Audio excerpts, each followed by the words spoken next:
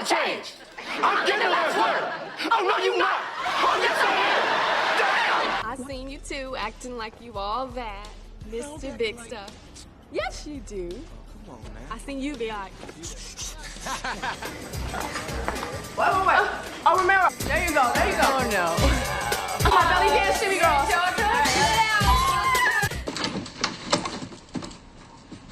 Where are my clothes? My accessory sets? My fashion trunk? You don't have any clothes, accessory sets, or a fashion trunk. Of course I do. I'm pretty sure you're crazy. Crazy for you, Gracie girl.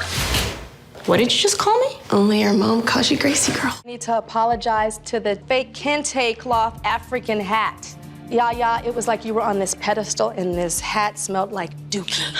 This one you might not want to pet because they're spiky. Oh my God. Now.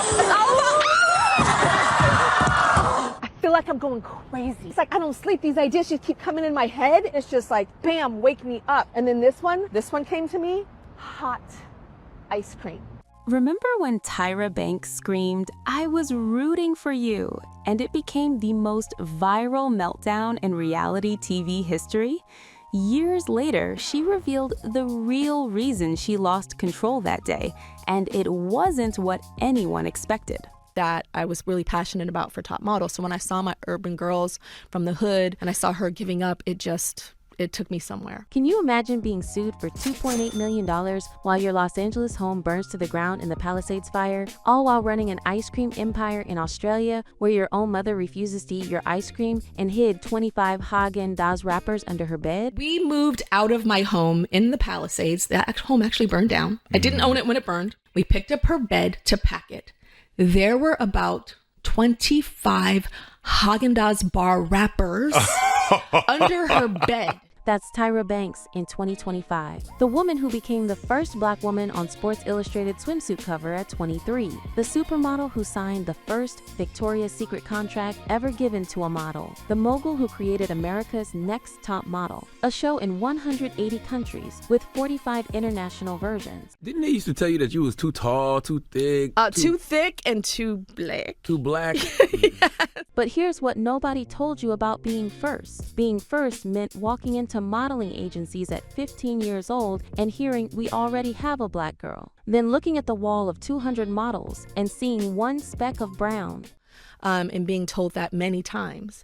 And then becoming a model and hearing that even more, even as a supermodel. You can't be on the cover of this magazine because they don't want a Black girl. I'm like, but my cover sold more than anybody else's on this magazine last month more. Being first meant your covers sell 60% more than white models, but they still get the jobs. Being first meant getting sent home 10 minutes before a Paris fashion show for political reasons, over and over again, until you're crying into a public payphone begging your mother to let you quit. Testosterone is starting to reach a dangerous level. Carlton, do you want to dance? You want to dance with me? Really? But hold on, because there are two secrets buried in this story that will shatter everything you thought you knew about Tyra Banks. First, when Tyra screamed at contestant Tiffany on America's Next Top Model in that infamous "I was rooting for you" moment, the world called her unhinged, crazy, and abusive. But what she revealed about why she lost control and what she witnessed the fashion industry doing to two very different types of girls exposes a devastating reality about survival, tokenism, and watching someone give up on themselves. Second, Tyra's mother Carolyn worked 3 jobs so they could move from a 1-bedroom apartment where she slept on the floor to a 3-bedroom house. Every Friday night, they'd eat ice cream in a white Honda Accord on Hollywood Boulevard while Carolyn explained sacrifice. Decades later, when Tyra created an ice cream empire dedicated to her mother's dreams, she discovered something while packing to move. What her mother had been hiding and what she was doing behind Tyra's back revealed the real reason this empire exists. But the final truth, the one that makes everything click, we'll get there. But you're not ready yet. On April 5th, 1976, Tyra Lynn Banks was born in Inglewood, California. Her father was there. Her mother, Carolyn, was there. They seemed like a normal family. Until Tyra turned 6 years old, her parents divorced, and everything collapsed. She started to make some money, and she then got a couch, a pull-out couch. So, you know, like the sofa bed that pulls out. Yeah, exactly. and she was working 2 jobs. They went from a beautiful 3-bedroom, 2-story house to a 1-bedroom apartment in a rough neighborhood. Tyra and her brother Omero shared the 1 bedroom. Carolyn slept on the floor in the living room with blanket, not a couch, not a mattress, the floor. But here's the detail that shaped everything, the detail that would create a $90 million empire decades later. On the first day they moved into that 1-bedroom apartment, Carolyn made a promise. In 1 year, we're going to have a 2-bedroom. She took an extra job, and exactly 1 year later they had a 2-bedroom apartment. Then on the first day in that 2-bedroom, Carolyn said, in 1 year, we're going to have a 3-bedroom. But that meant taking a 3rd job. Brother shared. And on that first day in that 2-bedroom, she says, in 1 year, we're going to have a 3-bedroom. But that meant a 3rd job. And so, but every Friday night, ice cream. Carolyn would come home at 6 p.m., throw a meat pie in the oven for Tyra and Omero, kiss them, then leave for her 2nd job. Tyra wouldn't see her again until the next morning. But Friday night, that was sacred. That was girls' night. And what happened in that car would become the foundation of everything. And she would get chocolate, and we would sit in the car and dream, and she would talk about her sacrifice and how she was working extra hard so that we can get another bedroom. Every Friday night, Carolyn and Tyra would get into Carolyn's white Honda Accord and drive to Hollywood Boulevard, to the Haagen-Dazs. But they wouldn't eat inside the shop. They'd sit in the car. Tyra would get coffee ice cream at 6 to 10 years old. Carolyn would get chocolate. And while they ate, Carolyn would talk. She would talk about her sacrifice and how she was working extra hard so that we can get another bedroom and another apartment in a year. That moment, sitting in a white Honda Accord eating ice cream while her mother explained why she worked 3 jobs, would become worth $90 million decades later. But first, Tyra had to survive something that almost destroyed her. Because what happened next, what the fashion industry did to a 15-year-old black girl in Paris, almost ended her career before it started. At 15 years old, Tyra got discovered to go to Paris for Fashion Week. She'd been accepted to every university she applied to. She wanted to be a film and television producer. 2 weeks before the first day of school, she had a choice, college or Paris. The university said, try it for a year. If you come back, we'll give you credits if you prove you speak some French. Decision made. Paris it is. But then Carolyn said something that changed everything. Something brutal. So my decision was made.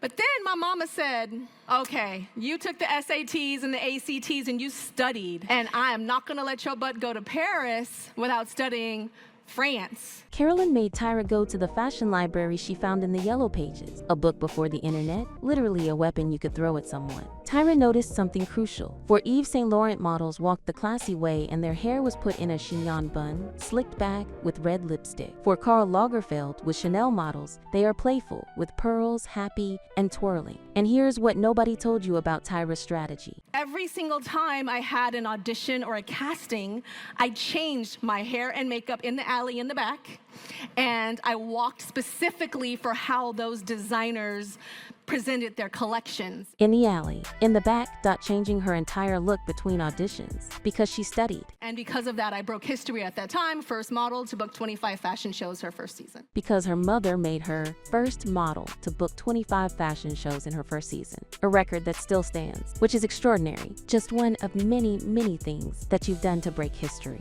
But success at 15 came with a price nobody warned you about, a price that would almost make her quit forever. And this is what we did in 1991. Yeah, I like that. Carolyn gave Tyra advice that seemed cruel at the time, advice that felt like hating, but it would save Tyra's career. But then I really listened to my mom and took a step back and said, no, this is tough love. And she said, you know what? I think you need to think about leaving fashion before it leaves you. One season in Paris, Carolyn looked around the fashion show. She said, look around, Tyra, where's this model? Where's this one? This one was the talk of the season 3 seasons ago. This one was hot 2 seasons ago. Where are they? They are no longer the flavor of the season. And she said, in one day, that will be you. Tyra's response at 15? Were you ever sensitive to that? Hell yeah, I thought my mama was hating.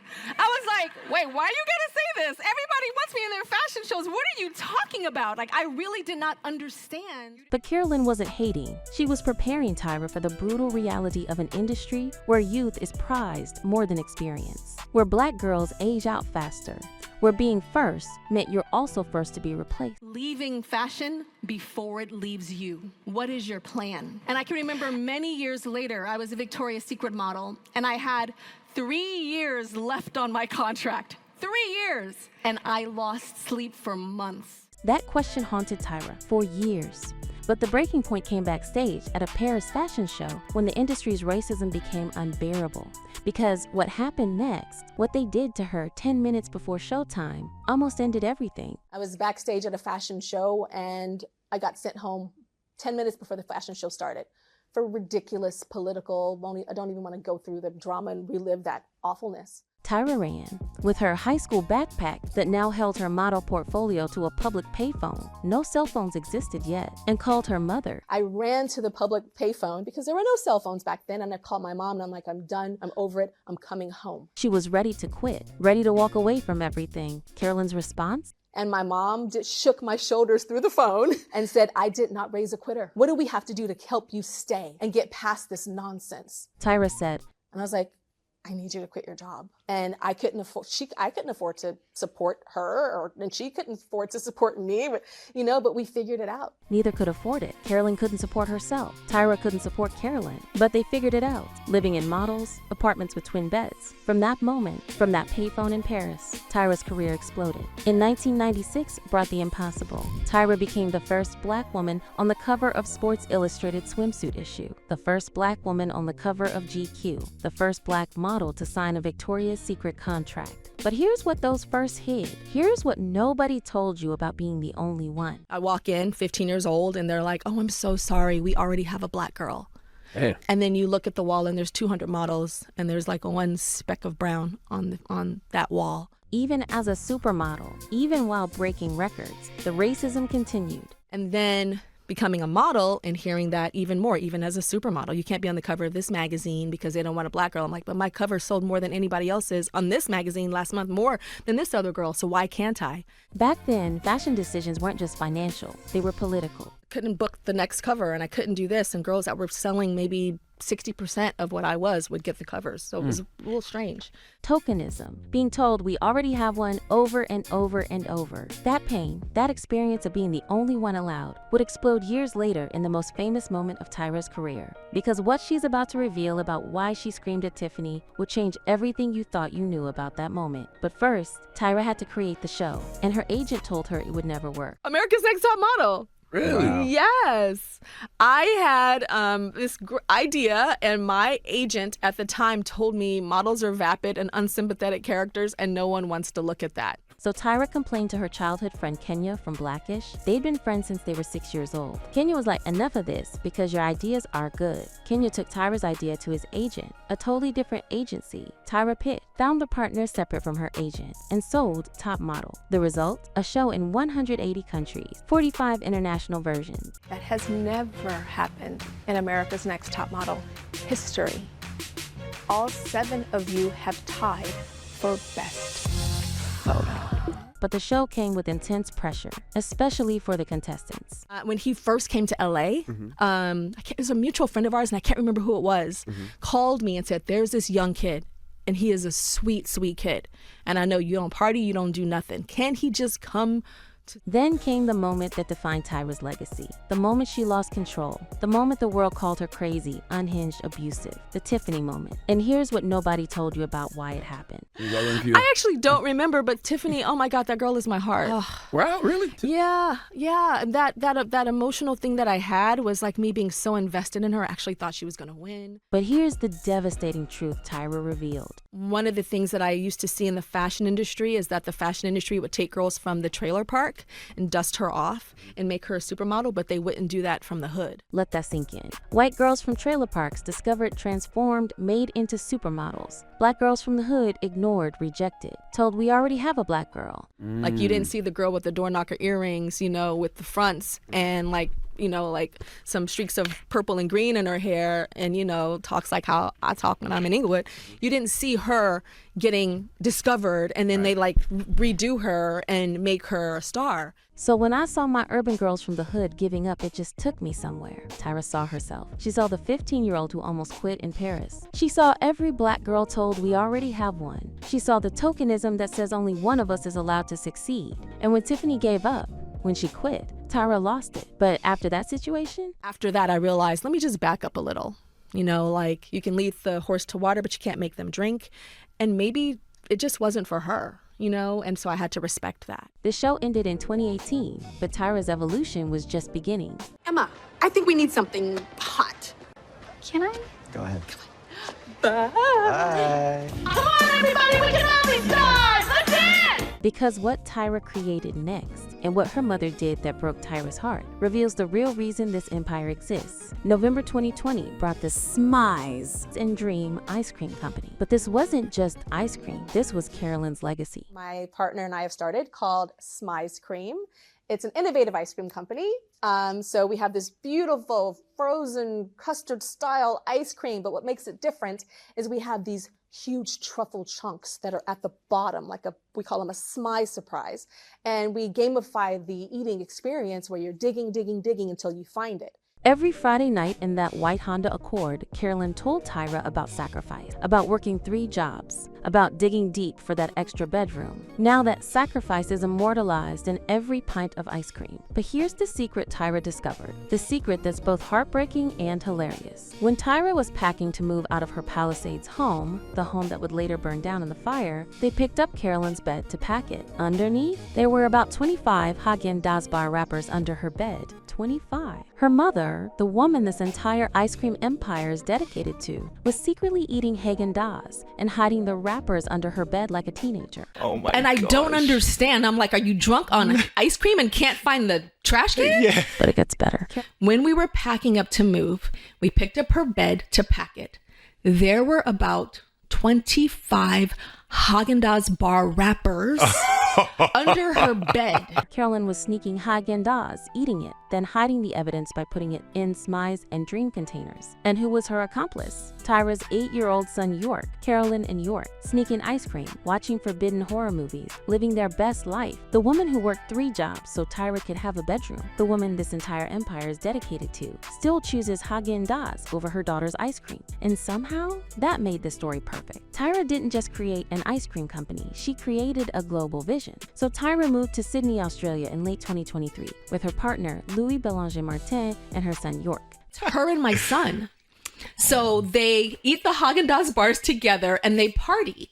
And party to them means they watch horror movies that mommy does not allow and they eat Häagen-Dazs bars. Then disaster struck. 2 disasters. First, the Palisades fire destroyed her Los Angeles home in January 2025. The home where she discovered those 25 Häagen-Dazs wrappers. The home is filled with memories. A home she refuses to even look at photos of. Second, in late 2025, a landlord in Washington, D.C. sued Tyra and her business partner for $2.8 million, alleging they abandoned the lease for a flagship Smise and Dream store. $2.8 million.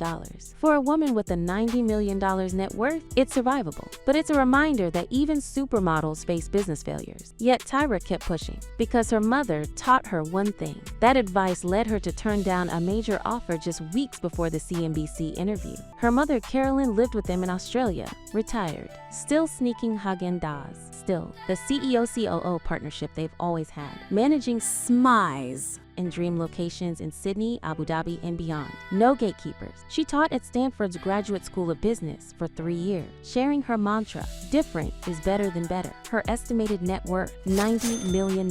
From the Inglewood girl who ate coffee ice cream in a white Honda Accord, while her mother worked 3 jobs and slept on the floor, to the woman who screamed at Tiffany because she saw herself giving up. Tyra Banks proves something the industry desperately wants buried. You don't need their permission. Sometimes the pain of hearing, quote, "We already have a black girl," transforms into passion that creates 180 country television empires. Sometimes your mother sleeping on the floor teaches you about sacrifice that builds empires. And she built an ice cream company dedicated to her mother, who still sneaks Häagen-Dazs and hides the wrappers under her bed. Because legacy isn't about perfection, it's about love. That's not a business story.